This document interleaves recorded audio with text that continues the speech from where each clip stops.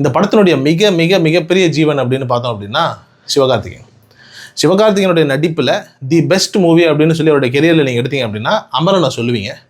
அமரனுக்கு அப்புறம் ஒருத்தர் படம் பண்ணார் அப்படின்னா அது மொக்கையாக ஆகிடக்கூடாதுன்னு நம்ம எதிர்பார்ப்போம்ல. நிச்சயமாக ஆகவே இல்லை. அமரன் படத்தில் நடித்த சிவகார்த்திகேயன் இந்த படத்துலையும் நடிச்சிருக்காரு, இன்னும் உயிர் கொடுத்துருக்காரு, இன்னும் ஜீவனாக நடிச்சிருக்காரு. அதில் எந்த விதமான சந்தேகமும் கிடையாது.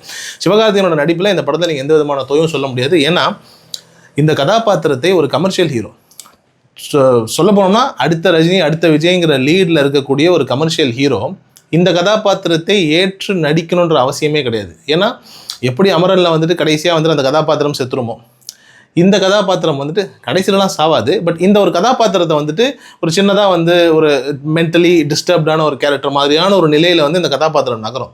இதை அவர் எடுத்து பண்ணணும் அப்படிங்கிறதே வந்துட்டு எனக்கு தெரிஞ்ச ஒரு பாராட்டக்கூடிய விஷயம் தான். ஆனால் இதுக்கப்புறம் அவர் வரக்கூடிய படங்களில் இவ்வளோ வித்தியாசமாக இல்லை இவ்வளோ வந்துட்டு மனநலம் பாதிக்கப்பட்டு இப்படிங்கிற மாதிரியான விஷயங்களுக்குள்ளலாம் அவர் பெருசாக போகாமல் ஒரு அழகாக நீட்டான கமர்ஷியல் படம் கொடுத்தாலே போதும்னு நான் நினைக்கிறேன். ஏன்னா நிச்சயமாக சிவகார்த்திகேயன் தான் அடுத்த பிக் லீக், அடுத்த ரஜினி, அடுத்த கமல்னு சொல்ல முடியாது, அடுத்த ரஜினி அடுத்த விஜயை நோக்கி பயணிச்சுட்டு இருக்க ஒரு நடிகர். இப்போ ரஜினிகாந்த் திடீர்னு மனநலம் பாதிக்கப்பட்டவராக நடிச்சாருன்னா நம்ம ஒத்துப்போமா? ஆல்மோஸ்ட் சிவகார்த்திகேயன் அந்த ஒரு இடத்தை நோக்கி தான் பயணிச்சுட்டு இருக்காரு. ஸோ அதனால் அவர் இந்த மாதிரியான கதாபாத்திரங்கள் பண்ண தேவையில்லை. பட் கதாபாத்திரத்தை சூப்பராக பண்ணியிருக்காரு.